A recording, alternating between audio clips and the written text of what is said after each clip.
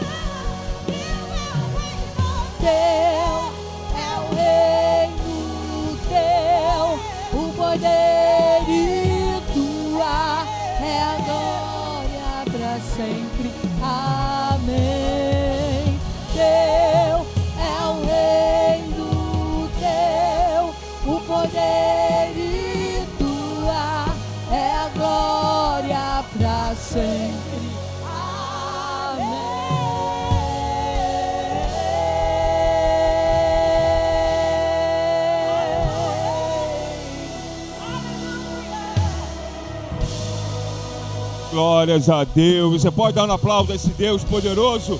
A Ele a honra, a glória, o louvor, a sabedoria, a majestade. O Deus excelente, cheio de maravilha. Oh, aleluia! Glórias a Deus, glórias a Deus. Aleluia, amém. A paz de Cristo para a igreja. Amém. Nessa manhã de estudo, nós vamos estudar a lição 12, a soberania de Deus na história. Abra aí a sua revista, nós vamos ler o texto áureo que está em Daniel, capítulo 4, verso 37. Agora, pois, eu, Nabucodonosor, louvo e exalto e glorifico ao Rei dos céus, porque todas as suas obras são verdadeiras, e os seus caminhos juízo, e pode humilhar aos que andam na soberba. Daniel capítulo 4, verso 37. e 7. O texto bíblico básico está em Daniel capítulo 2, do verso 16 ao 23, e o verso 47 nós vamos ler como de costume. Eu começo e os irmãos vão intercalando comigo. Daniel entrou e pediu ao rei que lhe desse tempo para que pudesse dar interpretação.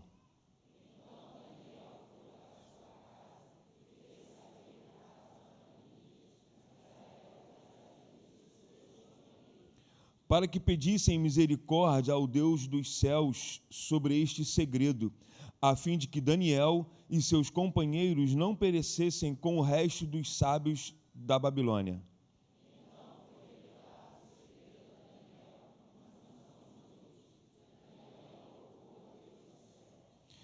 Falou Daniel e disse: seja bendito o nome de Deus para todo sempre, porque dele é a sabedoria e a força.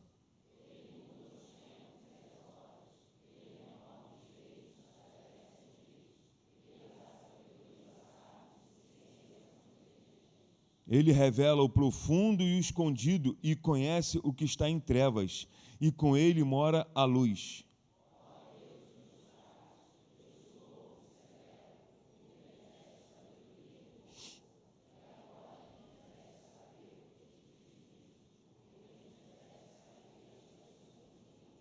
Vamos todos juntos no verso 47. Respondeu o rei a Daniel e disse: certamente vosso Deus é Deus dos deuses, e o Senhor dos reis, e o revelador dos segredos, pois pudeste revelar este segredo. Palavra do Senhor, amém. Pode se assentar?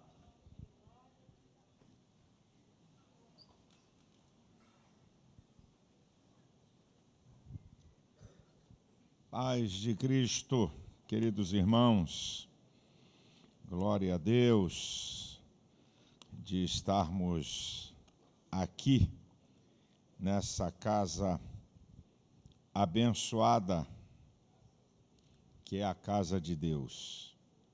E no culto que nós chamamos aqui, que é um culto escola, né? Celebramos a Deus, mas um ensino pedagógico da palavra do Senhor para a instrução do povo de Deus. E é muito importante você e sua família estarem aqui. Graças a Deus por isso. Quero aproveitar e dizer que estava programado para sábado aquela ação da igreja sede aqui, mas como foi tanta ameaça de chuva, parecia que só ia chover toda a água do planeta na cidade do Rio de Janeiro. Então, para não ter aquele, vai ter, não vai ter, vai ter, não vai ter, cancela. Tem 500 irmãos, está faltando você? Tem vaga. Para servir tem vaga. 500 irmãos se dispuseram, estiveram aqui no domingo à tarde da convocação. Então, nós vamos fazer no sábado antes da ceia, ok? Tem uma ação de servir no sábado antes da ceia. Você pode vir que tem vaga. Só não tem vaga para quem quer dar trabalho. Para trabalhar sempre vai ter vaga. Então, a convocação é para toda a igreja. Por que você não veio? Por que você não está nisso? Será que você não pode? Claro, tem irmãos, pastor, eu trabalho sábado. Não, você não precisa nem se justificar. Você já está justificado. Você trabalha sábado. Aí pode ser que tenha uma irmã dizendo, pastor, eu estou com um neném pequeno. Você não precisa nem se justificar. Você já está justificado. E os outros? Por quê? Será que você não pode dar um sábado de manhã, marcado para 9 horas da manhã aqui? Então, se você quiser vir participar, jovens, homens, mulheres, é a igreja, não é departamento não, é a igreja, certo? Tem vaga, pode vir, vem participar, eu vou estar aqui, eu não vou mandar os outros não, eu vou estar aqui, eu vou participar de uma das ações, eu e minha esposa. E olha que eu não gosto de sair da minha casa sábado, um dia antes da ceia, para lugar nenhum. É uma prática minha como diz o outro, de concentração. Eu estou pregando para a igreja, vou dar uma instrução no outro dia, eu não gosto de sair. Eu não me chama para aniversário, para casamento, para nada no sábado. Mas, para isso, eu vou abrir uma exceção, porque eu quero estar aqui. Quero participar. Então, o que está faltando você? Esteja aqui. É sábado pela manhã, só. Nada mais, nada menos do que isso. Tá bom? Posso ouvir um amém? Amém. Glória a Deus. Bem, aqui nós temos uma oferta de gratidão. A irmã Elisângela Barbosa, bênçãos alcançadas, né, por seus 2 filhos, de livramento de morte, e está dando graças a Deus. Cadê você, minha irmã? Onde está? É tanta gente que não dá para me enxergar. Dá um aplauso aí ao Senhor.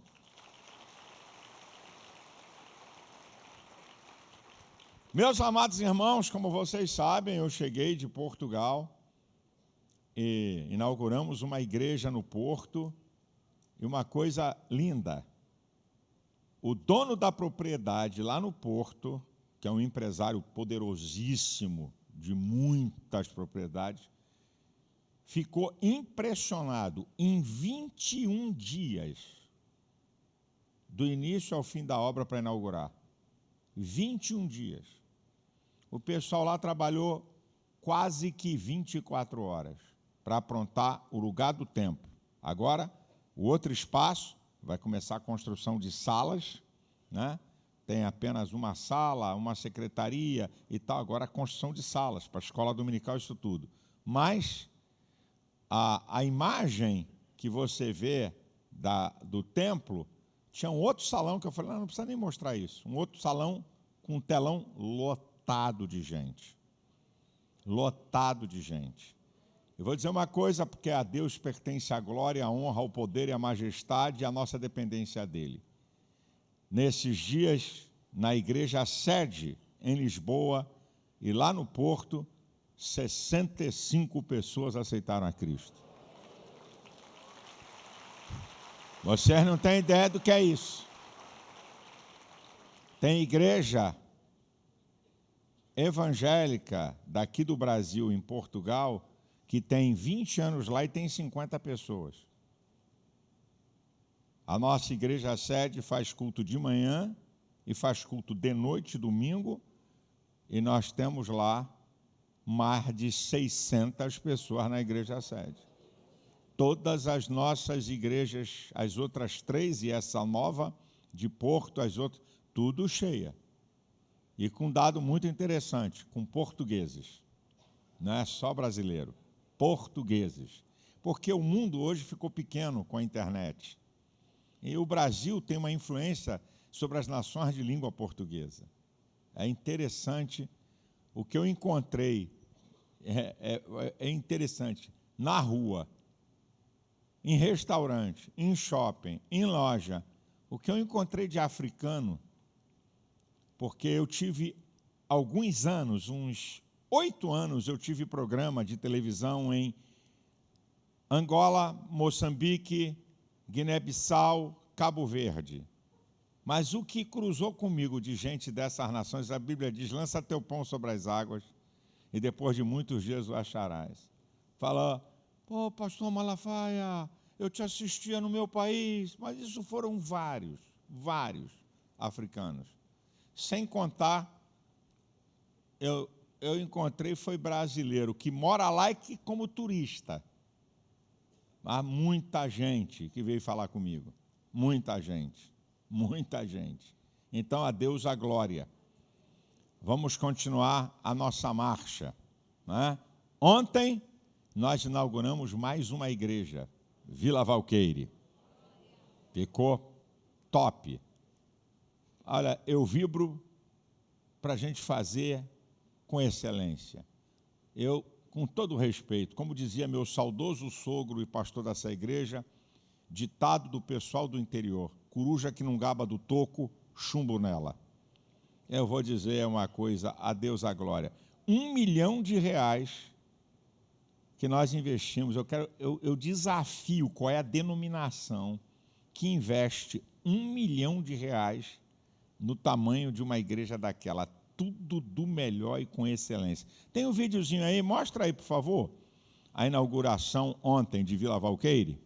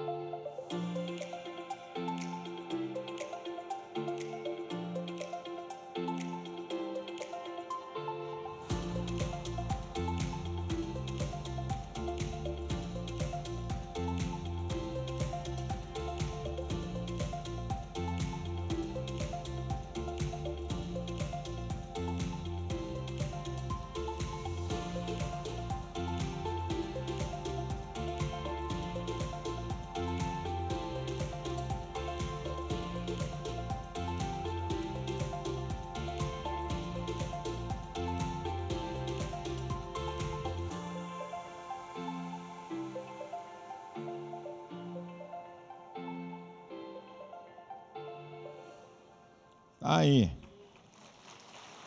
Estava aí hiperlotada.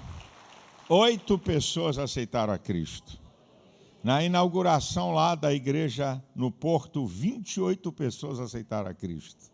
Lá. A Deus a glória. Agora, no mês de abril, permitindo Deus, nós vamos inaugurar Marília, que é uma grande igreja.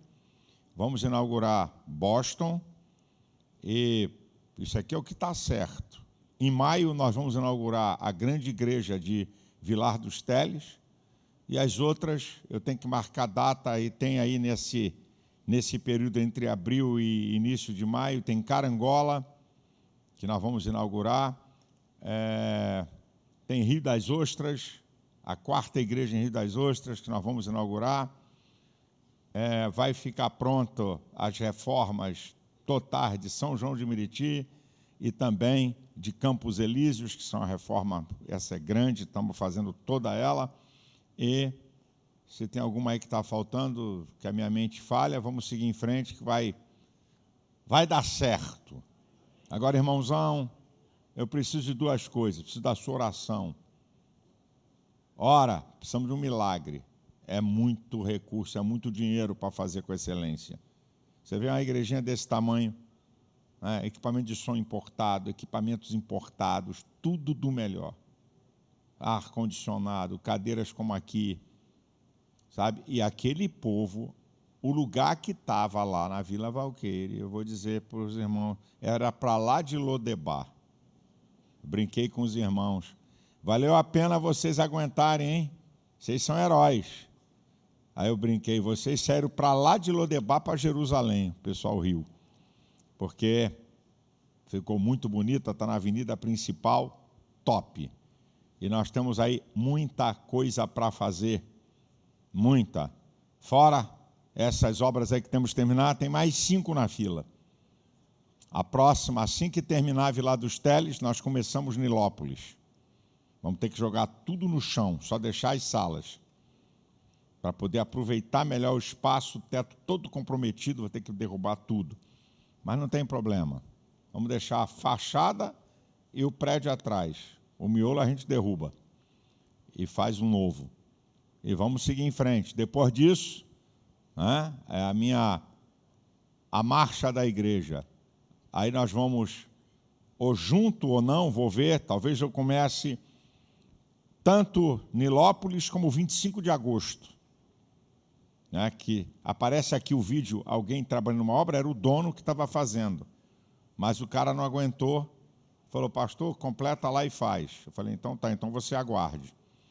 Então a minha previsão, né, a não ser que Deus faça um milagre antes, aí a gente faz tudo que está aí para fazer. Mas é fazer Nilópolis, fazer Vilar dos Teles e depois ir para as 2 igrejas na área de Santa Cruz e depois a igreja de Vila São Luís. Aí a gente zera essa etapa, certo? Aí começamos outras.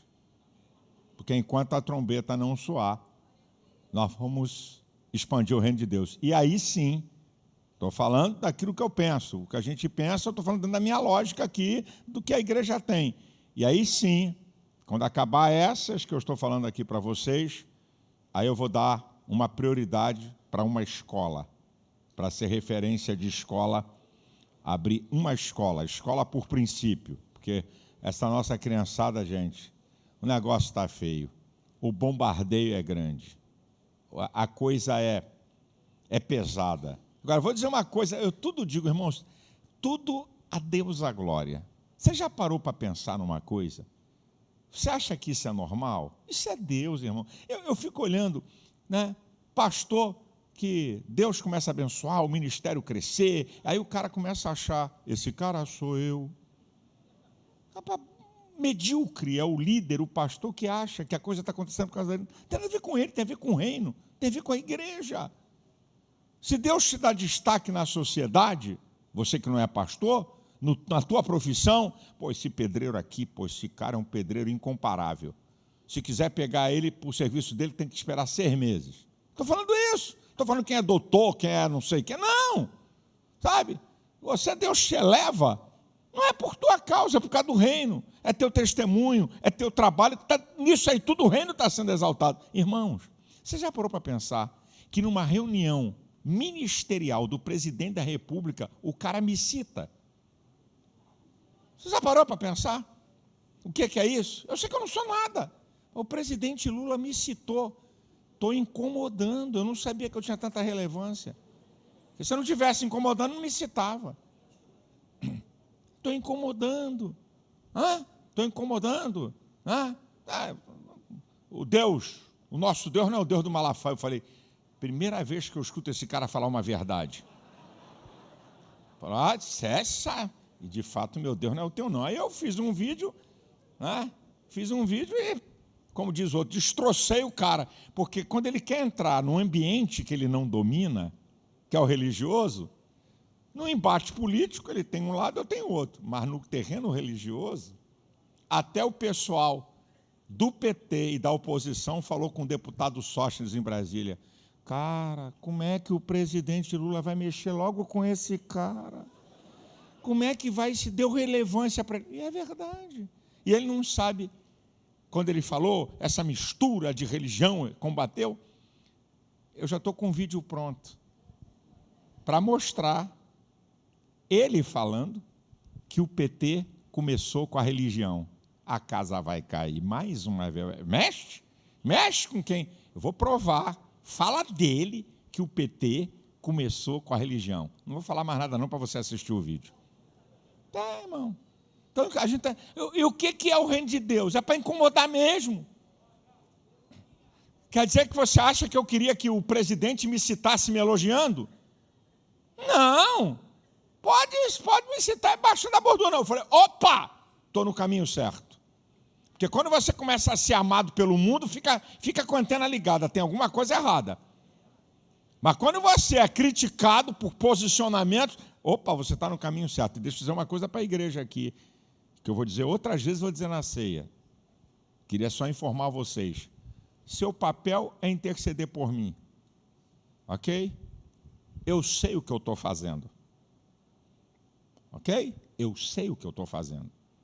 Se você pensa que eu faço as coisas porque eu acho bonito, você não me conhece e também não sabe da minha intimidade com Deus.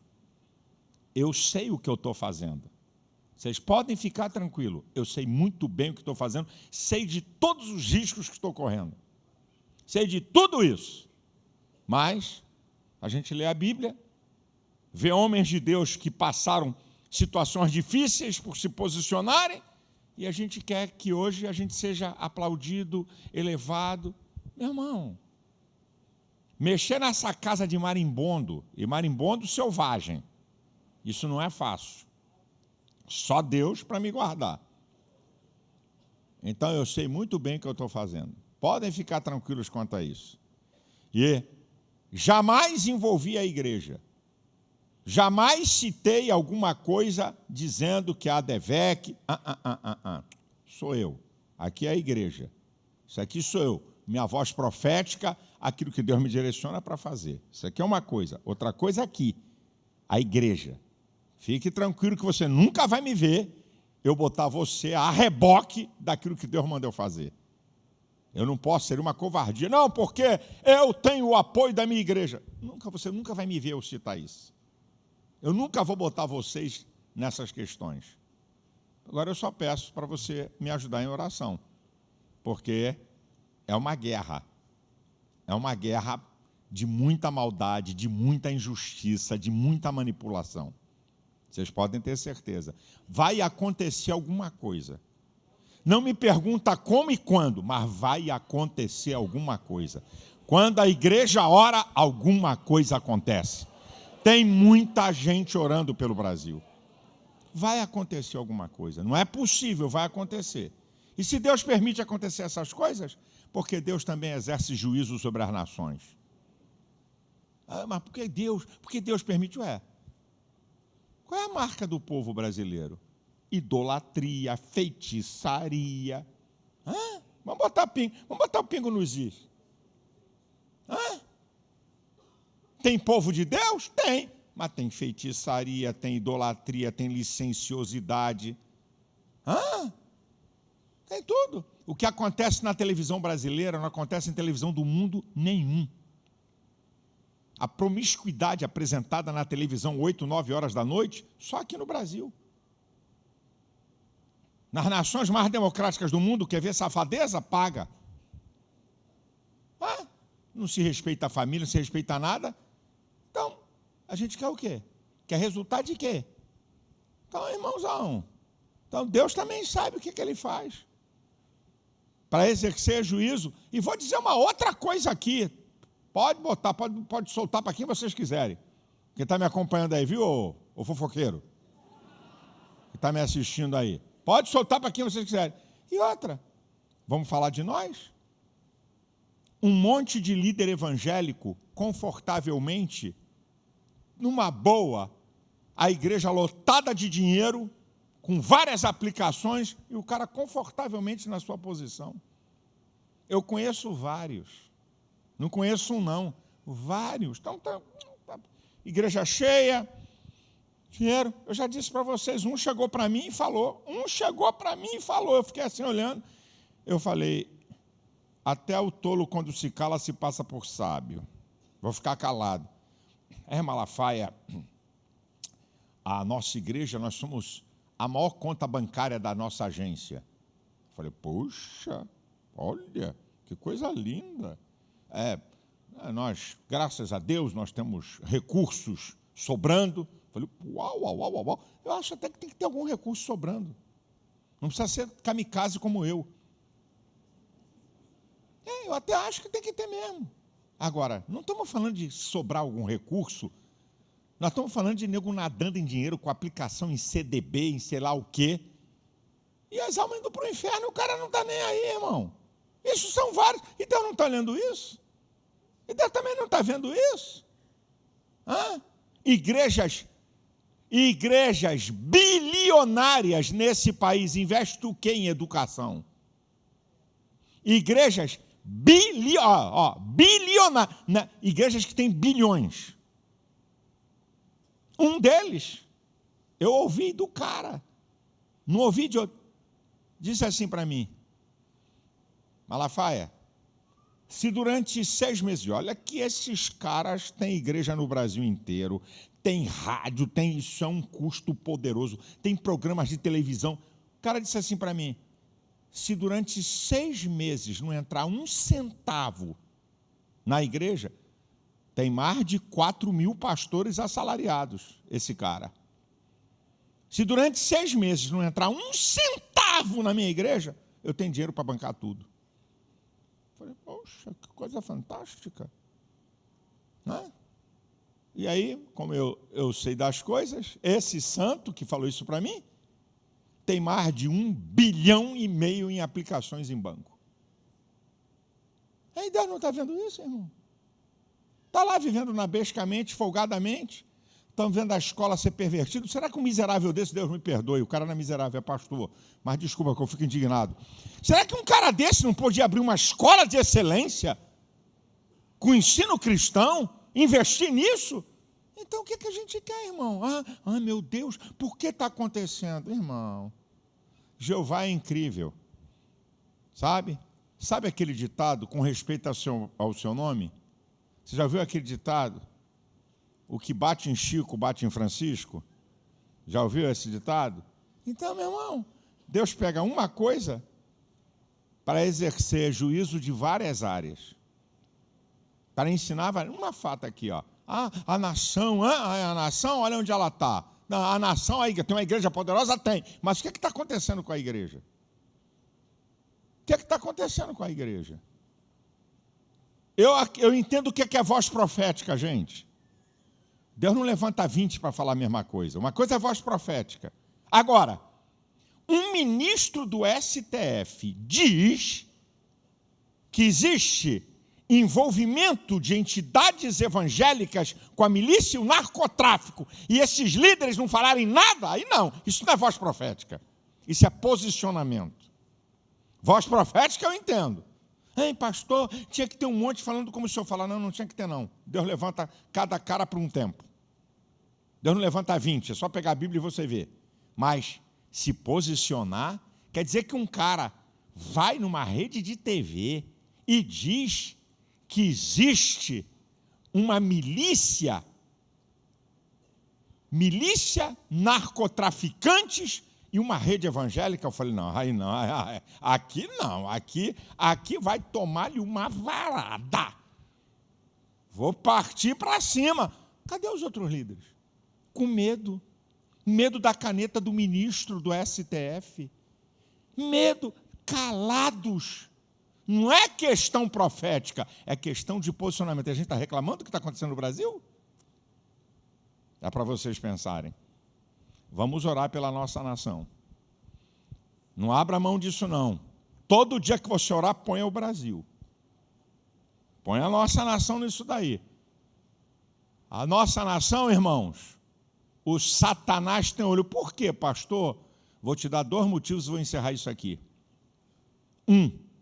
A cada 5 pratos de comida na mesa do povo do mundo, 1 é produzido aqui. A cada 5. Cada 5 pratos de comida colocado na mesa de 6 bilhões de pessoas, 1 prato é produzido aqui. Vocês já pararam para pensar o que é isso? E outra, a igreja relevante, como é a igreja evangélica brasileira, gigante, grande.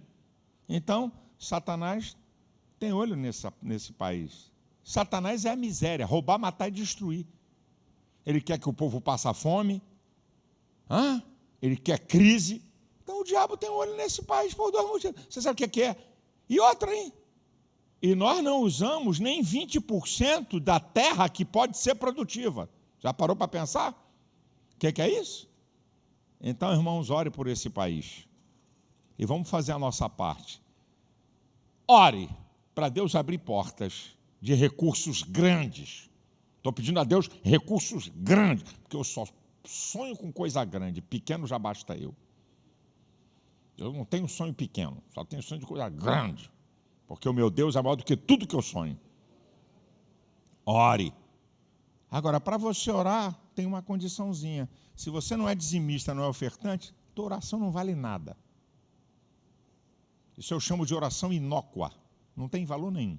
Você é dizimista, você é ofertante, então você tem uma autoridade legal para orar. Senhor, abre portas para mim. Abre porta para irmãos que são fiéis. O pastor tem falado. Abre portas milagrosas que a gente não sabe nem de onde vem o recurso. Mas tu és poderoso para mover corações. Ore.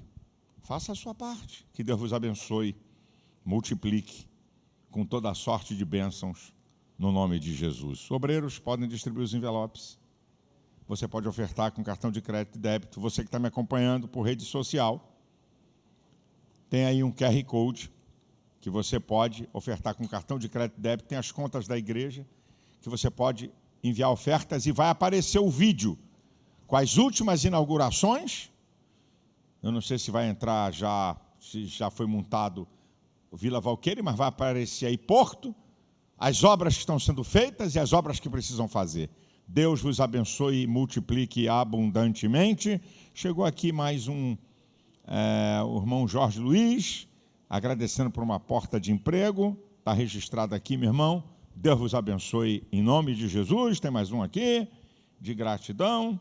Está aqui, irmão Sidney e Vânia. Está agradecendo a Deus aqui por serem usados na conquista de almas. E vamos lá, vamos seguir em frente.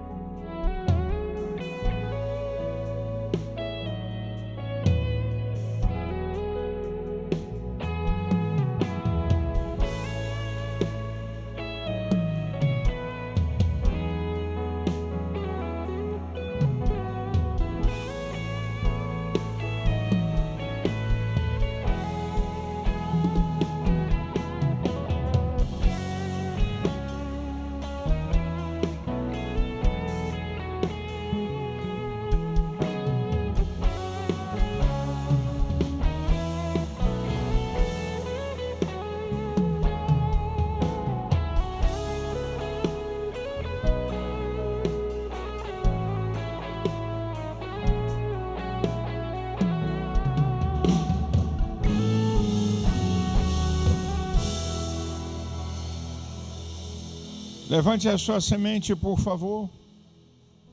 Te damos graças, ó Deus, porque a tua boa mão, o teu favor sobre a vida desse povo, o entendimento que esse povo tem de saber que são participantes e responsáveis para o engrandecimento do teu reino aqui na terra. Senhor, tu és o Deus que é o dono do ouro e da prata. Os tesouros da escuridade e as riquezas escondidas te pertencem. Revele a crentes fiéis e liberais que tenham o coração não no dinheiro, mas no teu reino. E que venham colheitas abundantes sobre a vida de cada um aqui, Senhor. Tu conhece os sonhos que tu tem plantado no coração nosso para o progresso do teu reino aqui na terra. Abertura de escolas, um centro de treinamento, comprar áreas que estão aqui em volta da igreja. Ó Senhor, abra as janelas dos céus. Toque em pessoas que nós nem conhecemos, porque o teu Espírito, o Espírito Santo, tem o poder de falar, de dirigir, de convencer. Nós te damos graças por tudo, no nome de Jesus, amém e amém.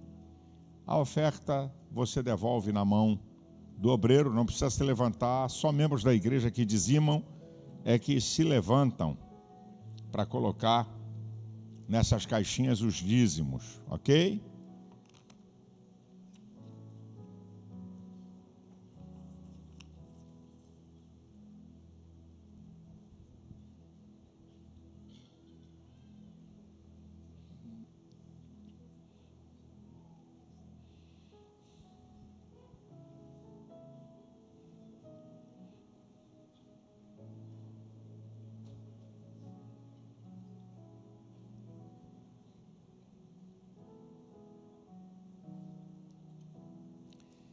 Bem, nós temos trabalhos aqui na nossa igreja, só lembrando a você, de segunda a sexta nós temos aqui um trabalho de intercessão, uma manhã de intercessão, a pastora Sônia que coordena às 8 da manhã. Segunda-feira, 15 horas, nós temos a tarde profética. Terça-feira nós temos aqui, na parte da manhã, um culto de consagração, dirigido tudo no templo anexo pela pastora Antonieta Rosa, certo? Terça-feira temos o culto da palavra, quarta-feira o culto do sobrenatural, quinta-feira temos o culto da vitória, eu vou estar pregando nessa quinta-feira, e o Samuel Messias vai estar louvando. Hoje à noite eu também prego aqui, a partir das 18h30 temos um culto de celebração. Esses cultos é uma oportunidade de você trazer convidados, gente. Senão a gente vai ficar pregando só para crente aqui. Convide pessoas. Convide 20 vezes, 30, talvez na 31ª você consiga trazer. É assim, não desiste não, ok?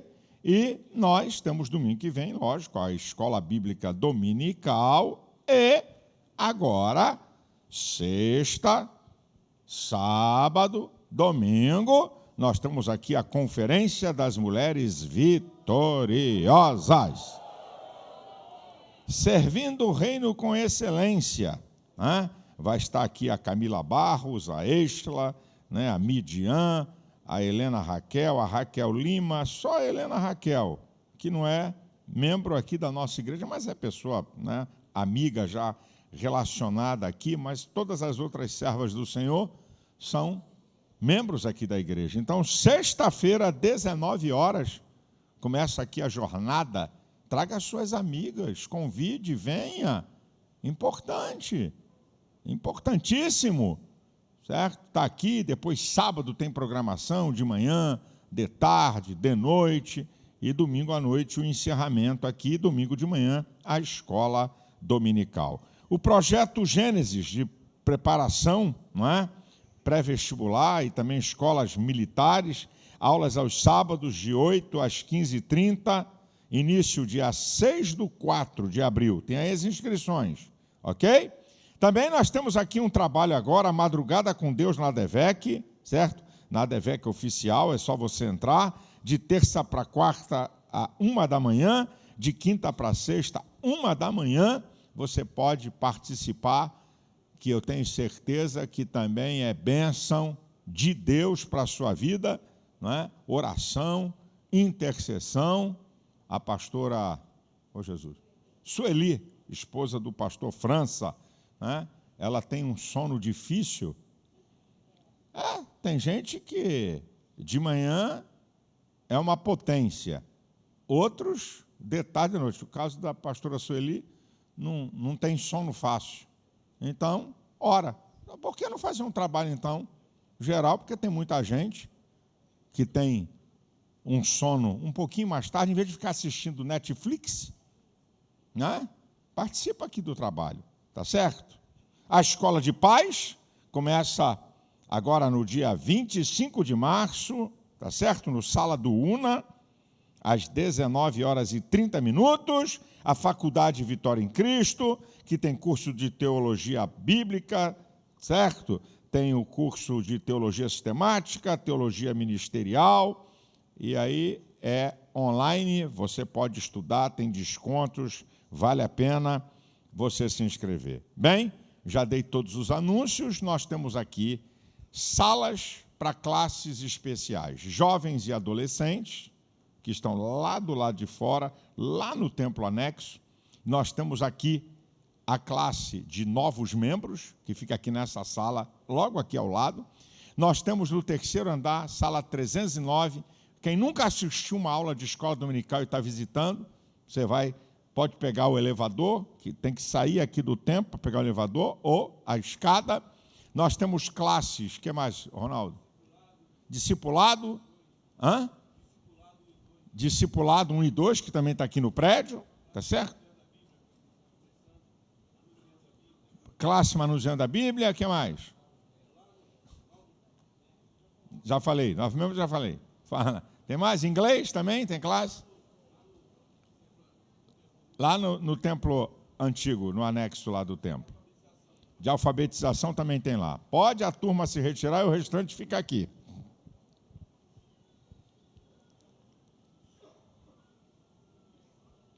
Eu vou dar uma saidinha para falar com os novos membros aqui, depois eu volto para ouvir a instrução que vai ser dada aqui.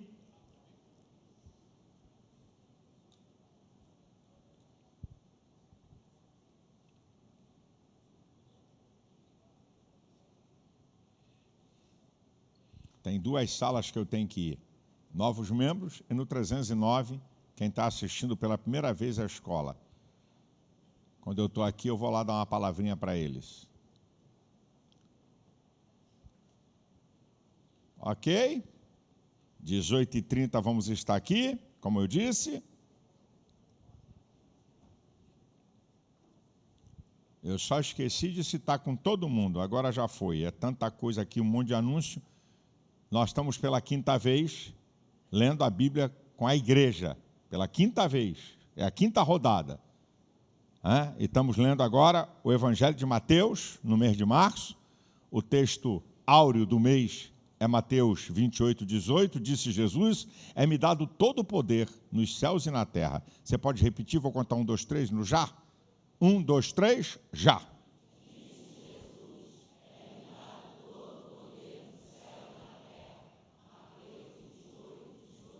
Bem, nós estamos aqui hoje com o pastor Assir Geroni, que é diretor da Sociedade Bíblica do Brasil aqui no Rio de Janeiro, é professor da Faculdade Vitória em Cristo. Vamos recebê-lo com aplauso.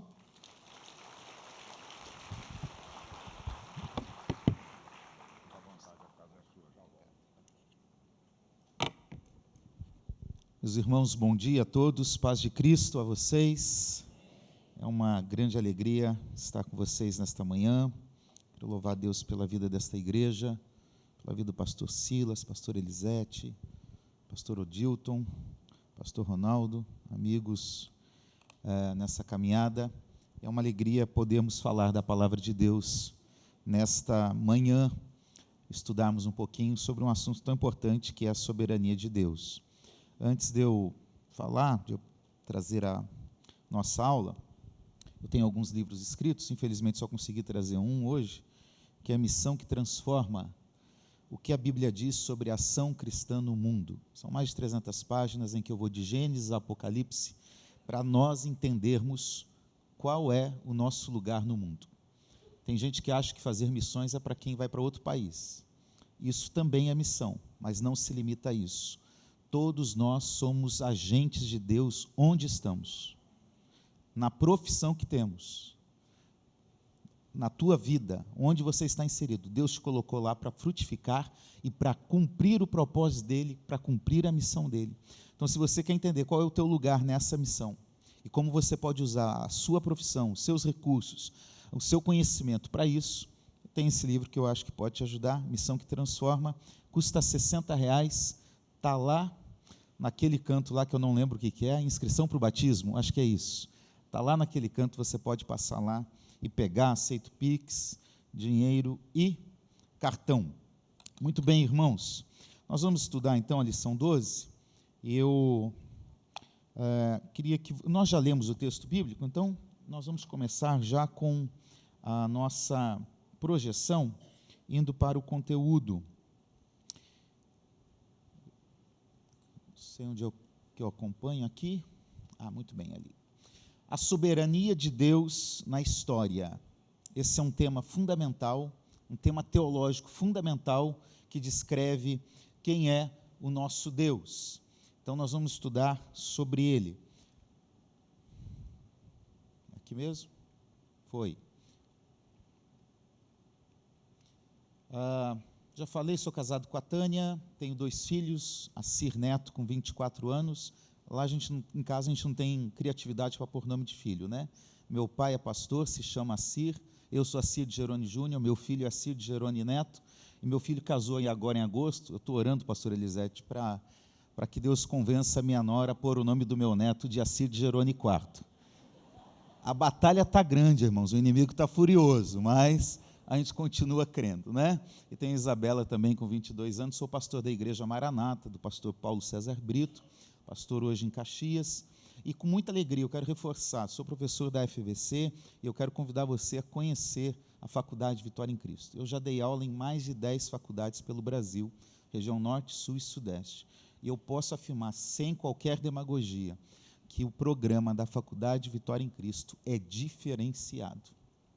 Tem uma proposta, irmãos, biblicamente firmada, teologicamente séria. Eu tenho certeza que desta faculdade surgirão teólogos que vão servir a Igreja de Jesus no Brasil e vão fazer a diferença. Estude, vale a pena, faça esse curso de teologia, que ele é muito bom. Muito bem, então é isso. Vamos lá, então. O texto nós já lemos, não vamos ler novamente. Nós queremos entender o que é soberania como um atributo de Deus. Esse é um dos nossos objetivos. Como Deus atua de forma soberana na história. Será que a história está sob seu controle? Será que Ele está agindo, intervindo na história? Esse também é um dos nossos objetivos nesta manhã. E também entender que o plano de Deus jamais será ofuscado, derrotado, impedido, porque o Deus soberano conduz a história. E é isso que nós vamos ver nesta manhã, em nome de Jesus. O texto, antes de nós entrarmos no primeiro ponto da revista, nós precisamos entender como é esse processo entre soberania de Deus, história da humanidade e nossa responsabilidade humana. Como isso se relaciona? Tem gente que olha para o mal do mundo, na violência, na política, nas injustiças, em tantas outras coisas, e imagina que parece que tudo está caminhando para um caos, parece que Deus está perdendo o controle das coisas, parece que as coisas não acontecem segundo aquilo que a gente esperava, a gente ora, a gente clama, mas parece que isso não está acontecendo. Então, como se dá isso? E aí eu preciso sempre lembrar um fator especial. A história da humanidade, ela não caminha para o caos, ela não está caminhando para algo incerto, pelo contrário, eu tenho convicção que Deus é suficientemente grande, poderoso, soberano, e Ele está governando todas as coisas, inclusive Ele controla o mal, Ele permite o mal, como juízo, como o pastor Silas já falou aqui, Ele permite esse mal, mas Deus está conduzindo a história, e Ele fará cumprir a sua vontade, e nada o impedirá. É por isso que nós podemos confiar e descansar nesse Deus soberano de todas as formas. O livro de Daniel é um livro que, para nós cristãos, no nosso cânon bíblico, ele é colocado entre os profetas, lá no finalzinho do Antigo Testamento. No entanto, na Bíblia hebraica, ele faz parte de uma seção. A Bíblia hebraica tem 3 partes. São os mesmos livros, é o mesmo texto que nós temos no Antigo Testamento, mas ela tem 3 partes: Torá, profetas e os escritos. Daniel está inserido nesse livro dos escritos. Por que que os hebreus não consideram Daniel um profeta? Porque eles entendem que esse livro tem uma característica apocalíptica.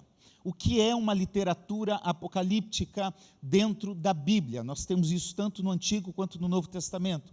São textos, são revelações de Deus, em que pessoas produziram mensagens, revelaram aquilo que Deus estava fazendo, que ia de encontro a um momento de sofrimento do povo, um momento de perseguição, um momento de exílio, como é o caso aqui do profeta Daniel, como é o caso de Ezequiel, e que então há uma mensagem de Deus avisando que haveria juízo e que há uma esperança para o povo de Deus. Nós temos Ezequiel, Daniel, Apocalipse, até mesmo em Mateus, ali no finalzinho, em Marcos, nós temos sessões apocalípticas e nós temos livros nesse sentido também apocalíptico.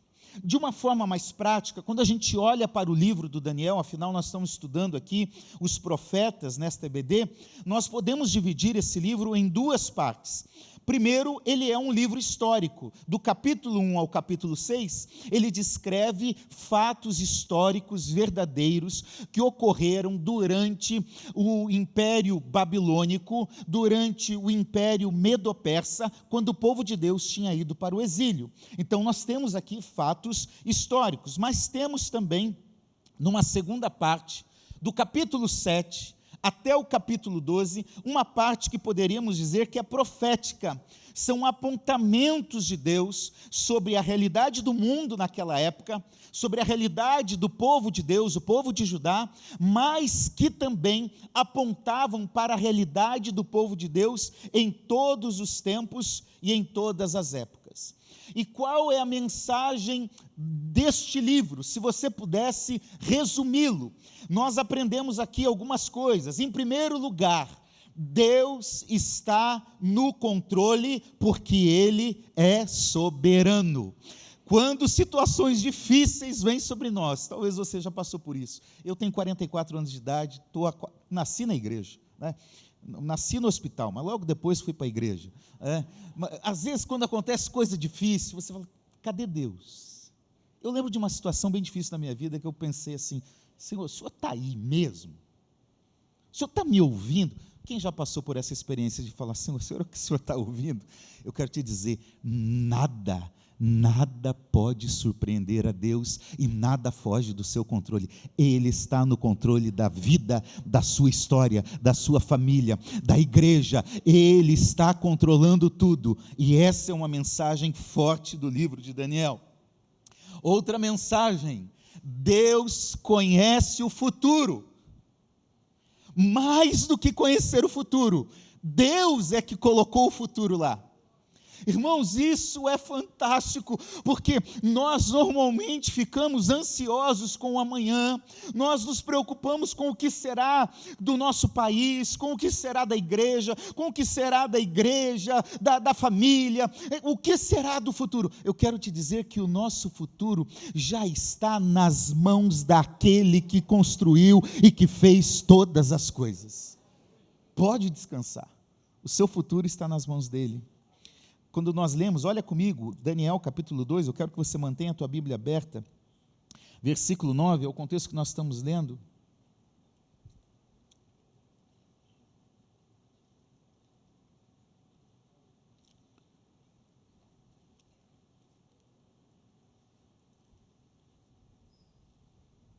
Eu acho que eu coloquei o versículo errado.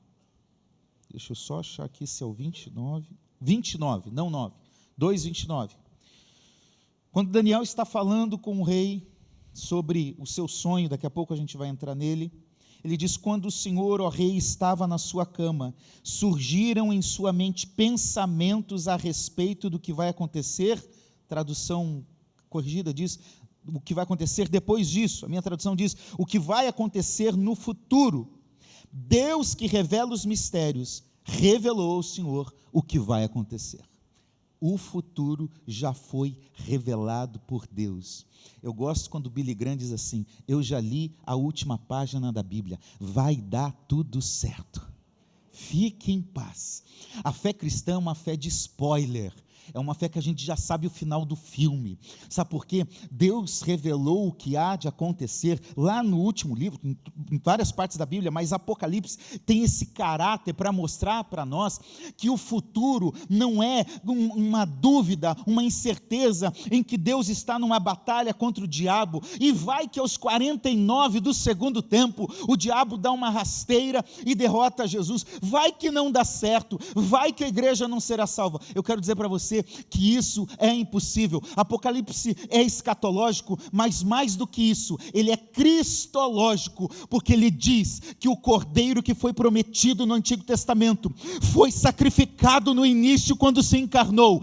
Ele venceu, ele está sentado, ele está diante do trono, ele abriu os livros, ele governa a história e Deus consumará o seu plano. Então pode descansar que o futuro está nas mãos de Deus. Nós também aprendemos que Deus cumprirá o seu propósito. Promessas fazem parte da vida humana, mas muitas vezes as pessoas não cumprem as promessas que fazem. Às vezes a gente espera que um político faça algo. Às vezes até mesmo nós prometemos coisas. Olha, eu vou fazer isso, eu vou ser melhor, mas não conseguimos. Agora a Bíblia diz que Deus vela, Deus está atento para cumprir a sua promessa, o seu propósito. Pode se levantar o que for, Deus cumprirá o seu propósito. E qual é a nossa parte em tudo isso? Deus espera que sejamos fiéis e louvemos Ele. O texto que nós lemos, o texto da aula, diz que no final, eles louvaram e adoraram a Deus. Enquanto Deus está cumprindo o seu propósito, Deus espera de você fidelidade, como Daniel foi fiel, como Ananias, Azarias, como aqueles homens foram fiéis, como Isaías, Jeremias, como Paulo, como Pedro, como aqueles homens na batalha, no sofrimento, foram fiéis. Deus espera de nós uma igreja fiel, que prevalece e adora a Ele enquanto vê Ele cumprindo o seu propósito na terra. Bom, em primeiro lugar, a gente fala aí do único e soberano Deus. Essa é uma das grandes mensagens de Daniel. Em várias vezes isso aparece no texto. Não existe Deus como o nosso Deus. E isso é fundamental no contexto do livro de Daniel, porque esse livro é revelado dentro de dois, melhor dizendo, dos grandes impérios da história da humanidade.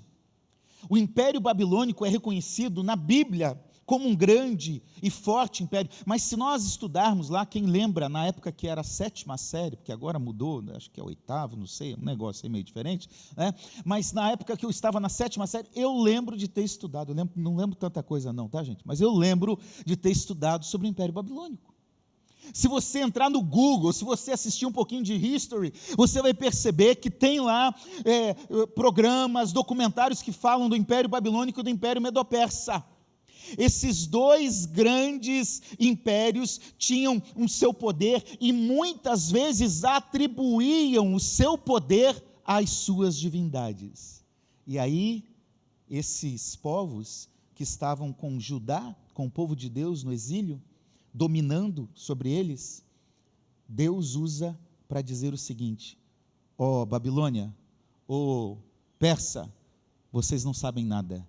A divindade de vocês não serve para nada, porque é o Deus dos deuses, o Rei dos reis, o Deus acima de todas as coisas. É Ele que revela todas as coisas, é Ele que tem um propósito, e Ele está acima. Ele é o único e soberano Deus. O atributo da soberania é um atributo especial naquilo que Deus é. O que é um atributo? Quando a gente fala isso, né, isso é dentro do campo da teologia, sistemática. Nós temos uma disciplina chamada teontologia, ou também algumas vezes se usa a expressão o ser de Deus, estudos sobre o ser de Deus. Quando nós estudamos essa disciplina, nós estudamos um aspecto dentro dela que são os atributos de Deus. E o que é atributo de Deus? De uma forma simples e resumida, atributos de Deus são as características, são as qualidades que são únicas e essenciais do ser de Deus. Aquilo que Deus é, aquilo que Ele é em essência. Então, essas características e essas qualidades únicas descrevem o que Ele é, o que Ele faz e o que Ele possui. Só Ele e ninguém mais. Entre os atributos de Deus, nós temos atributos comunicáveis e atributos incomunicáveis. O que é isso, pastor? Atributos comunicáveis. Deus decide comunicar alguns desses atributos conosco, compartilhar conosco. Deus é amor em perfeição, em plenitude, mas Deus compartilha um pouco desse amor. Nós não temos o amor pleno de Deus, mas nós também conseguimos amar. Deu para entender? Isso é um atributo comunicável, compartilhado. Porém, existem atributos, qualidades, características únicas em Deus, no ser de Deus, e por meio daquilo que Ele faz, que só Ele tem. É um atributo incomunicável. Só Ele é todo-poderoso. Só Ele é soberano. Então, soberania é um dos atributos incomunicáveis de Deus, porque a soberania não cabe ao ser humano. Amém? Fale para a pessoa que está ao teu lado, você não manda nada não, você fique sabendo desse negócio aí. Aqui quem manda sou eu. Não, você não manda, essa é a verdade. Tá certo? O conceito de soberania estabelece para nós um pressuposto fundamental. Se eu digo que Ele é supremo, que Ele tem toda a autoridade, que Ele manda, que Ele governa, isso me coloca em uma posição. A mim só cabe reconhecer a soberania, o poder, o domínio. Ele é o Senhor. Eu sou o servo, Ele é o grande, eu sou o pequeno, Ele é o forte, eu sou o fraco, e na minha fraqueza, na minha pequenez, na minha insignificância, Ele me atrai para Ele, e quando eu estou nele, aí eu vivo na força dEle, no poder dEle, da grandeza dEle, do poder manifestado dia a dia na minha vida. Irmãos, se eu reconheço que Deus é um Senhor soberano, eu naturalmente vivo sob o seu senhorio. Amém? Eu preciso entender isso. Eu vi que o tema desse ano aqui na DEVEC é servir. Só quem entende a sua posição de servo consegue servir. E só quem entende que existe um Deus acima, soberano, entende a importância de servir. Então, que nós possamos reconhecer isso. Que nós possamos tê-lo como Senhor em todas as áreas da nossa vida, sem ceder às pressões deste mundo, sem vacilar nos momentos em que a perseguição aumentar, sem retroceder no momento em que a resposta de Deus é não. Porque nós oramos, quem ora diga amém, você não ora, passa a orar, pelo amor de Jesus. Nós oramos, Senhor, faz, mas a gente já ora na expectativa que a resposta de Deus seja sempre sim. Se Ele é soberano, eu tenho que entender quando Ele disser não. Porque o não de Deus, sem dúvida, vai ser muito melhor do que o meu sim. Eu lembro, eu estou na Sociedade Bíblica do Brasil há 20 anos, e eu lembro que eu casei, tive 2 filhos logo em seguida, casei com 19 anos, tive 2 filhos logo em seguida, passei uns 3 anos desempregado, porque um mês antes de eu casar, eu tive um golpe, eu tinha uma pequena empresa, eu tive um golpe do meu sócio e fiquei num momento muito difícil financeiramente falando. E eu comecei a buscar formas de trabalho, enfim, mandando currículo, 3 anos e meio, quase 4 anos, sem nenhuma porta aberta. Eu fui fazer uma entrevista de emprego numa editora, eu sou de Curitiba, no Paraná, por isso eu falar porta, torto, você já sabe que eu sou curitibano. Apesar de já estar 11 anos aqui no Rio. E eu fui fazer essa entrevista numa editora que eu gostava muito, que eu reconhecia, E na entrevista, o sujeito falou, era uma sexta-feira, final de dia, ele falou, ó, você está contratado, segunda-feira vão te mandar a documentação, e vai dar tudo certo, enfim. Eu cheguei, irmão, já fui testemunhar na igreja domingo, falei, irmãos, graças a Deus, estou empregado, aleluia. Segunda ninguém me liga, terça ninguém me liga, quarta ninguém me liga, meu Deus do céu. Ó, Senhor, já testemunhei, hein? Presta atenção nesse negócio aí. E aí eu ligo lá na editora, falei, e aí, olha, o que aconteceu? Eu fui entrevistado, tal. Quem te entrevistou? Pessoa tal. Olha, eu quero dizer para você que aquela pessoa foi demitida naquele mesmo dia. Então ninguém está sabendo de nada aqui nesse negócio. Foi o não de Deus para mim. Você acha que eu enfrentei isso legal? Facilmente? Claro que não. Foi difícil, irmãos. Eu tinha 2 filhos pequenos. Meus filhos têm diferença de idade de 1 ano e meio. Tinha um com cerca de 4 anos e outro com 2 anos e pouquinho. Difícil. E foi um não de Deus. Falei, Senhor, eu testemunhei, eu falei. E aí, passaram 2 meses, eu fiz uma nova entrevista. Isso foi no ano de 2004, na Sociedade Bíblica do Brasil, em Curitiba. Concorrendo com 60 pessoas. Não tinha faculdade, não tinha muita experiência, não tinha quase nada. Concorrendo com 60 pessoas para 2 vagas. O não de Deus era um sim 2 meses depois. Porque eu entrei, em 1 ano e meio fui promovido, em 3 anos assumi a gerência de Porto Alegre, em 4 anos assumi a diretoria na região norte e parte do nordeste, e há 10 anos estou aqui no Rio de Janeiro. Sabe por quê? Quando eu reconheço que Ele é o Senhor, o não dele é uma resposta que direciona para o melhor que há de vir. Reconheça a soberania de Deus desta forma, porque Ele conduz a nossa vida e a nossa história. A soberania de Deus, no livro de Daniel, é revelada algumas vezes, e ela é colocada no seu mais alto nível, porque várias vezes o texto que nós lemos diz, Ele é o Deus dos deuses, Ele é o Rei dos reis, e em alguns momentos ele diz, é o Deus dos céus, como Daniel capítulo 4, versículo 26, isso quer dizer, irmãos, que Deus está numa posição em que o escritor bíblico o vê em um alto trono, em um governo, em sua eternidade, Ele está governando todas as coisas. Então veja, capítulo 2, versículo 19, a soberania de Deus é comprovada porque Ele é o único Deus que revela sonhos e mistérios. Aliás, no versículo 27, Daniel diz, olha, rei, ninguém vai conseguir revelar aí o seu sonho, o seu mistério, nem eu, nenhum dos outros sábios, mas existe um Deus que revela os mistérios, que revela o oculto. Então, rei, é Ele que vai revelar. Isso é soberania. A soberania de Deus se revela no versículo 22 do capítulo 2, quando ele mostra o profundo e o escondido.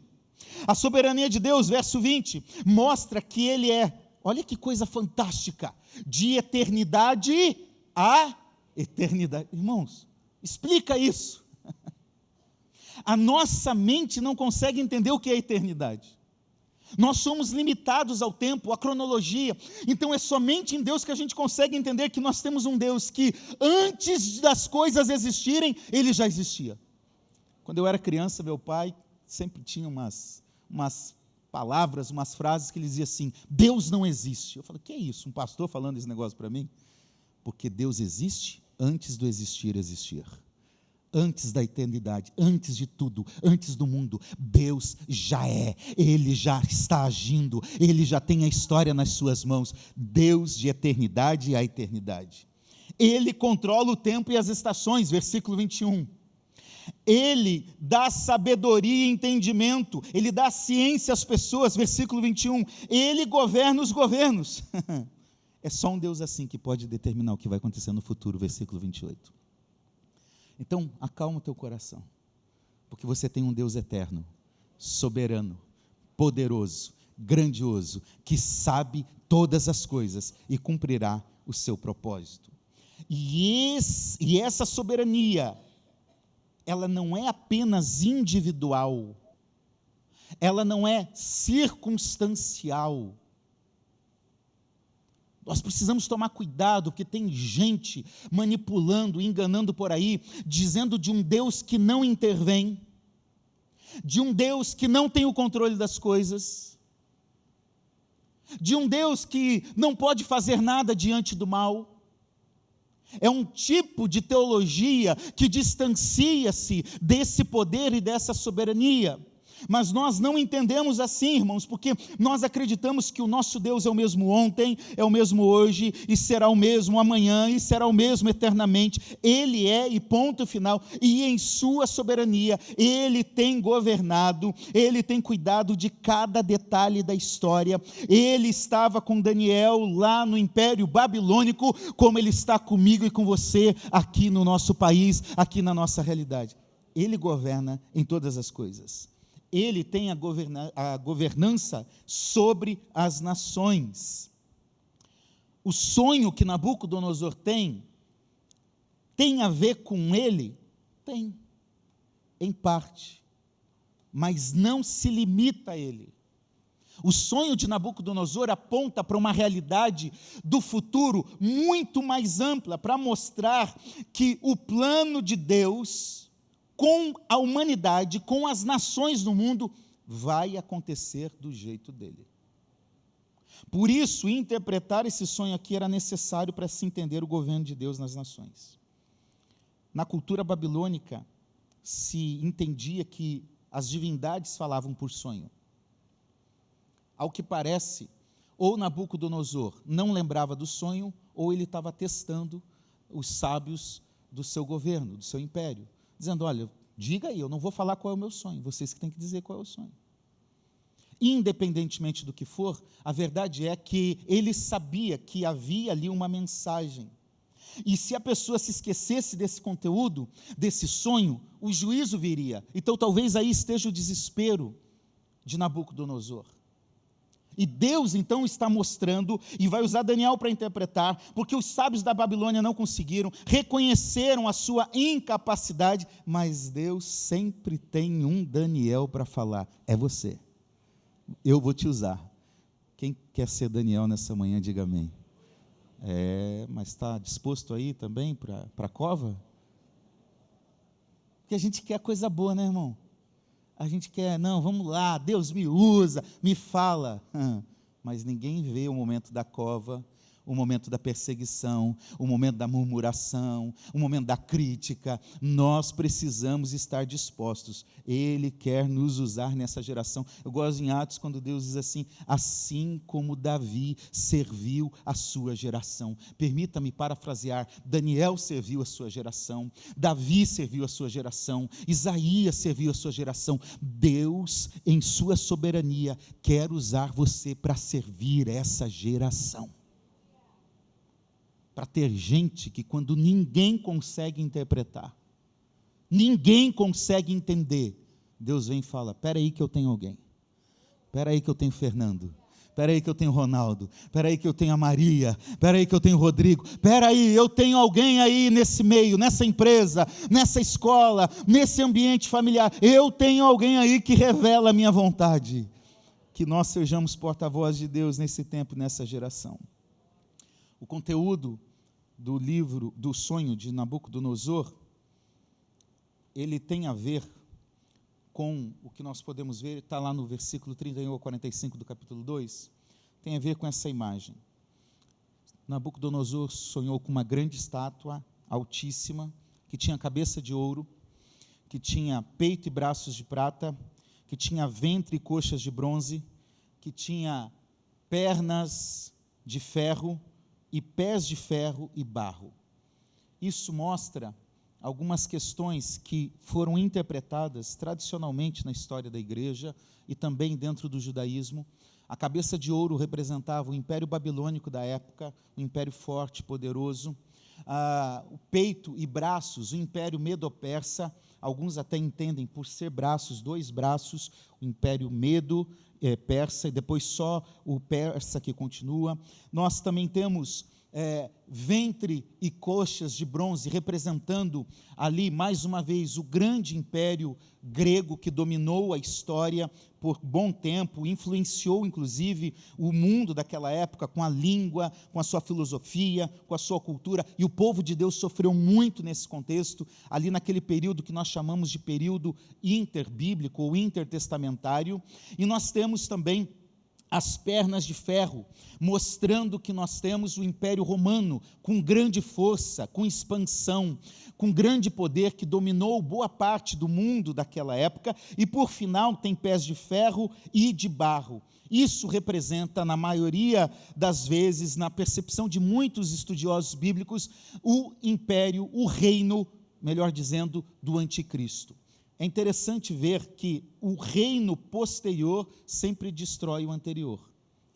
O reino babilônico é destruído pelo Império Medo-Persa, o Império Medo-Persa é destruído pelo Império Grego, e assim vai. Então, cada vez mais poderoso vem, e o ferro representa exatamente isso. Agora, esses detalhes, eles são mais escatológicos e talvez deveriam ser estudados em um momento específico para isso.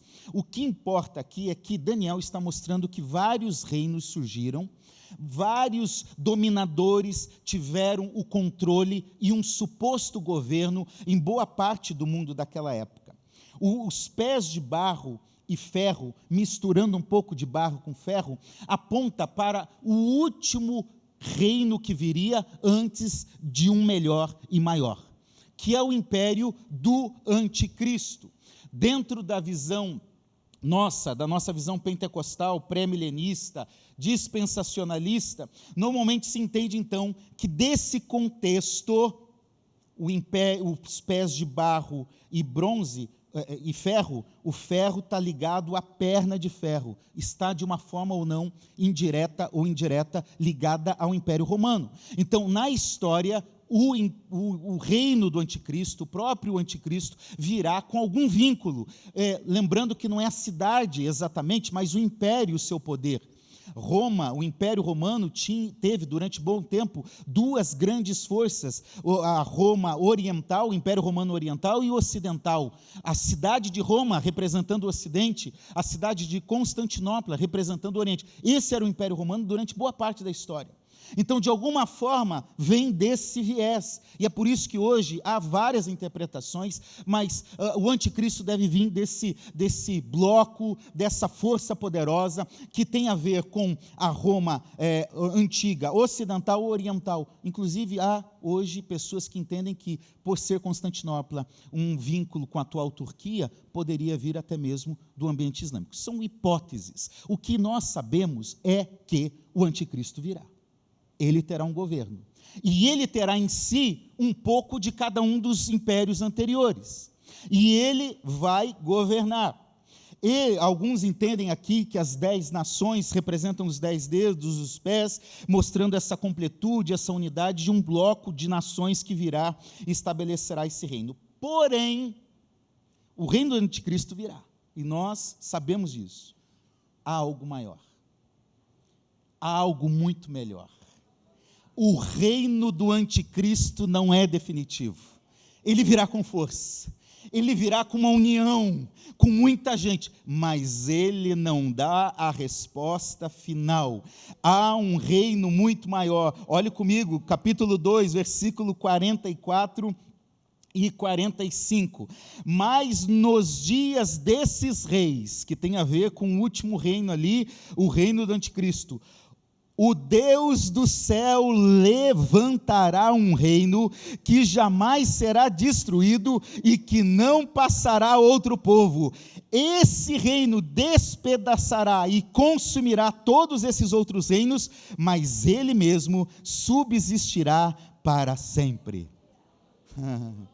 Teve a Babilônia, teve os persas, os gregos, os romanos, virá o anticristo, mas há de vir um reino perfeito, um reino que Deus planejou desde a história, desde antes de todas as coisas. E esse reino se cumprirá. O seu rei tem um nome, ele se chama Jesus Cristo. Aquilo que o anticristo intentou, ele não conseguirá concluir, porque o Cristo se manifestará, derrotará o anticristo, derrotará as forças do mal, e o seu reino não terá fim, mas estará estabelecido para sempre. Glória ao nosso Senhor Jesus Cristo por essa verdade. Aleluia, aleluia. Irmãos, aquilo que hoje é injusto, aquilo que hoje nós não conseguimos entender, no reino de Cristo tudo será mudado. E aí a gente precisa olhar para uma teologia bíblica mais ampla, porque a verdade é que o Antigo Testamento não foi escrito para contar apenas a história de Israel, ele conta. Não foi escrito só para destacar um bom rei daquela nação, que foi Davi. Até conta, até fala. Mas o Antigo Testamento, ele tem uma perspectiva de apontamento. Ele está mostrando, desde Gênesis 3,15, virá um descendente que vai pisar a cabeça da serpente. Moisés diz, virá um profeta aí.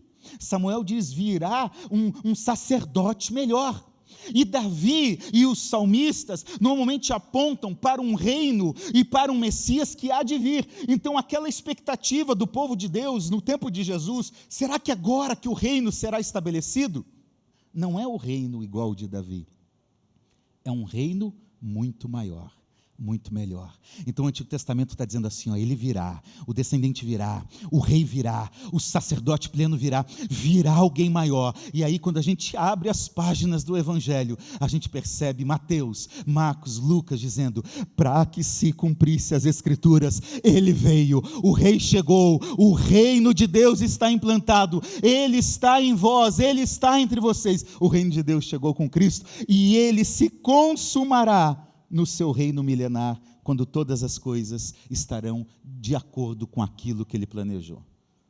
Espera e descansa, porque Deus está conduzindo a história. E essa soberania se manifesta em nações, mas também se manifesta sobre pessoas e indivíduos. O capítulo 4, versículo 17 diz, o Altíssimo tem o domínio sobre o reino dos homens. Por isso que Jeremias capítulo 25, versículo 9, Deus diz, o Nabucodonosor, ele é meu servo. Isaías 44, 28, Ciro, ele vai cumprir tudo que me apraz. Então, nós precisamos entender exatamente isso. Pastor Silas já falou aqui muito bem. Irmãos, os governos que estão aí, que acham que sabem, que podem, eles não sabem de nada e não podem nada. A gente luta, a gente fala, a gente faz a nossa parte, mas a verdade é que Deus sabe como Ele está governando a história do mundo e do nosso país. E nada vai fugir do seu plano e do seu controle. Deus está exercendo justiça, juízo sobre nós? Eu acredito também, pastor, da mesma forma. Deus precisa fazer isso com o país, com a igreja. Deus precisa fazer isso às vezes com nós individualmente. Nós precisamos entender isso. E por isso, se nós estamos sob juízo, nós precisamos orar mais, consagrar mais e se posicionar mais. Como Daniel soube se posicionar. Quando ele sabe o que está acontecendo, ele vai atrás, ele revela o sonho, ele revela os mistérios. Se posicione nesse tempo. Deus está conduzindo a história. A responsabilidade sua é confiar, agir e louvar a Ele como Daniel fez. Amém? Então não se preocupe, que Deus está cuidando e está controlando. A verdade é que em sua soberania, Deus sempre vai dominar as políticas nacionais e internacionais. E no tempo dele, do jeito dele, Ele vai intervir. Pode confiar. Eu sei que às vezes a gente fica meio indignado, eu fico imaginando o pastor Silas, porque realmente é alguém que se posiciona, que fala. Eu me incomodo. Eu creio que você também se incomoda quando vê alguma notícia, quando ouve alguma coisa. Mas acredite que no tempo de Deus, Ele vai intervir. Isso não vai ficar desse jeito. e no reino de Deus tudo será diferente. Os efeitos da soberania de Deus. Essa parte da lição mostra que Deus quer mostrar a Babilônia, aos persas, que ninguém pode e ninguém consegue enfrentar o próprio Deus. Pode até tentar, mas ninguém pode e ninguém consegue. Por quê? Deus abate a soberba humana.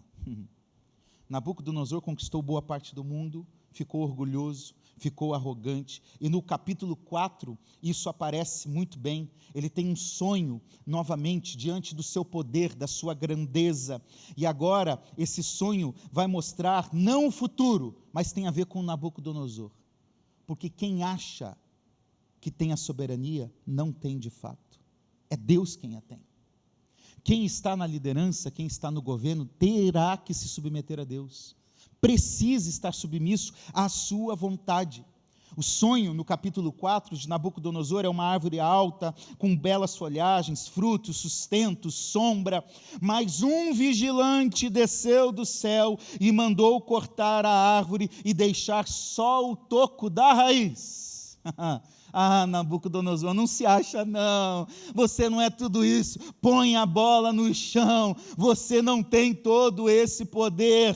A interpretação é dada por Daniel: Nabucodonosor, você é essa árvore, seu império cresceu, você tem todo esse poder, mas o Altíssimo vai cortar isso, e você vai comer capim.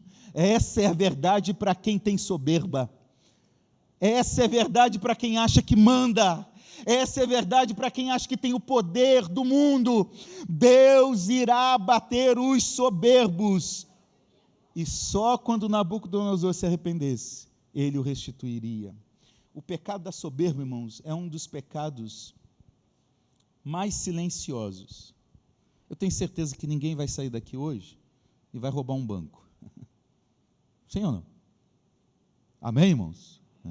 Diga para o irmão que está ao teu lado: você não vai roubar um banco hoje, né, irmão? Não vai. Mas a soberba é um dos pecados mais sutis, que muitas vezes não percebemos.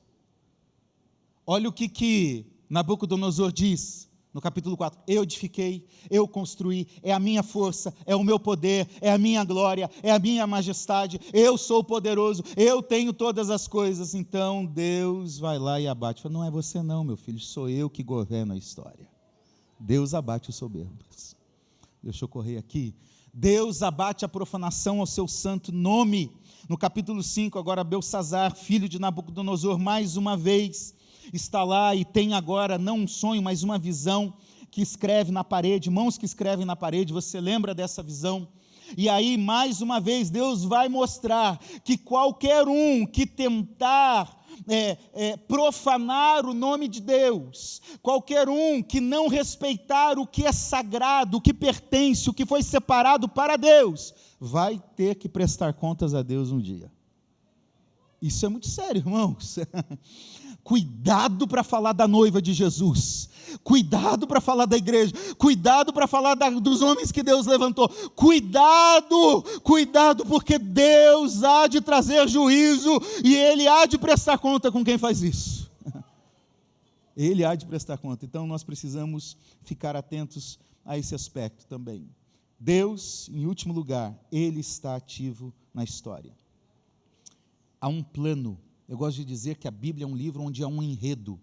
Do capítulo 1 de Gênesis, Apocalipse 22, Deus estabeleceu um enredo, uma história, e Ele está ativo na história.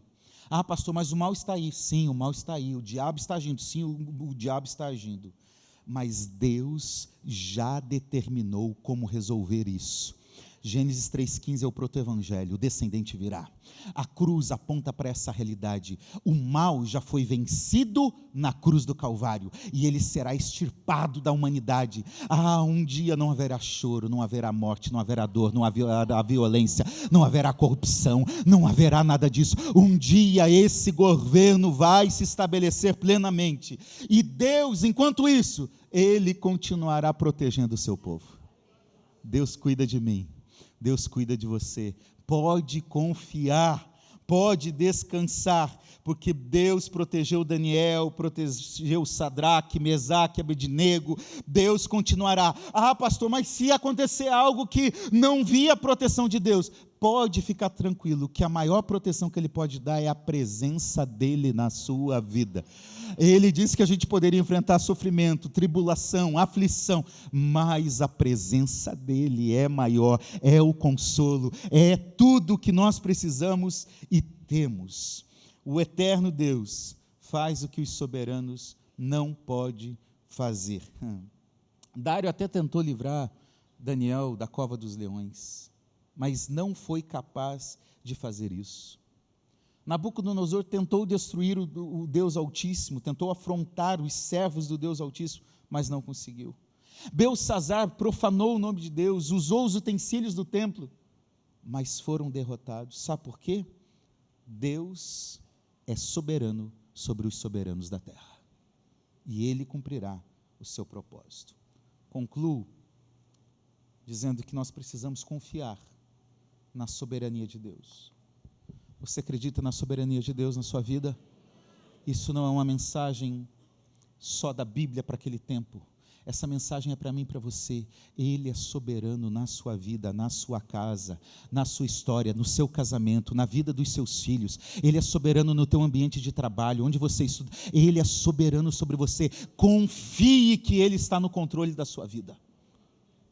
Ah, então Deus é soberano, eu não faço nada. Nananina, não.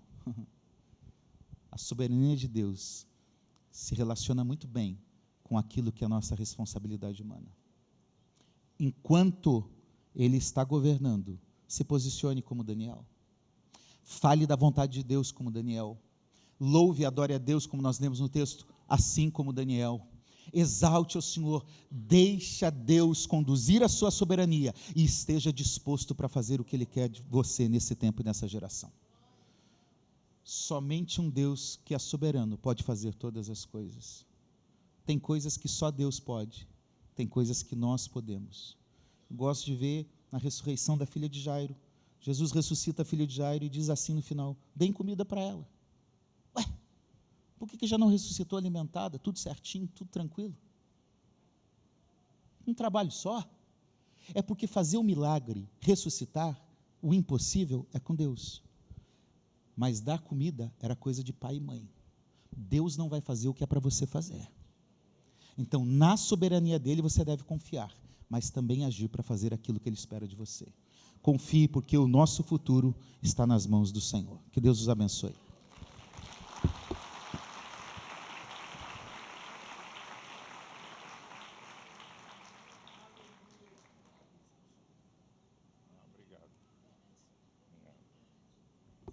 Glória a Deus.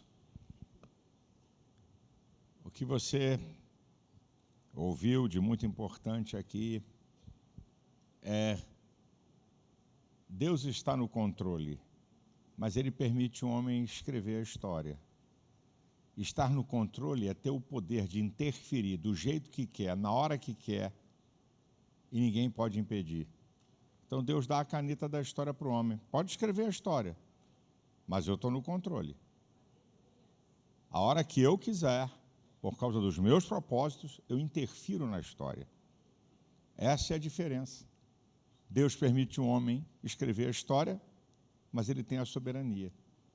Ele pode intervir em qualquer história, a qualquer hora, a qualquer momento, não há ninguém que possa impedir.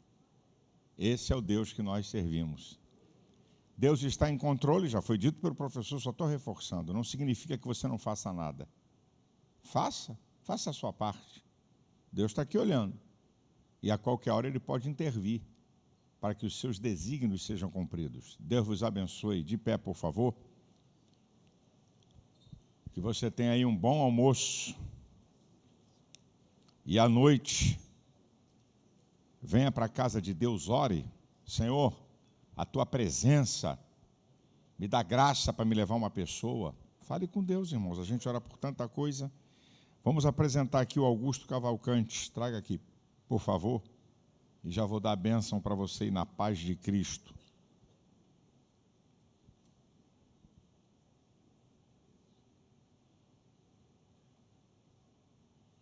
Aleluia.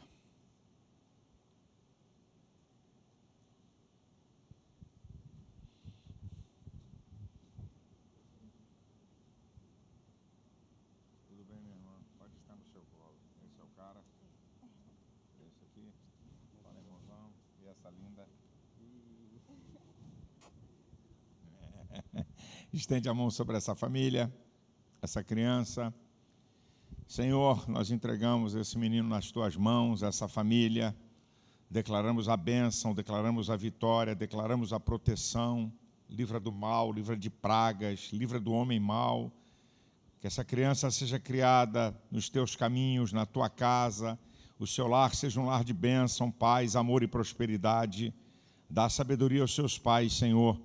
Que o amor se manifeste nessa casa.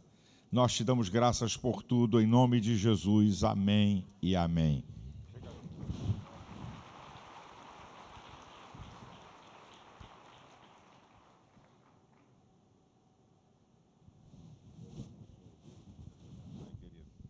Glória a Deus. Uma semana abençoada, vitoriosa na presença do Senhor. Esteja na casa de Deus, que é o melhor lugar para você estar com a sua família.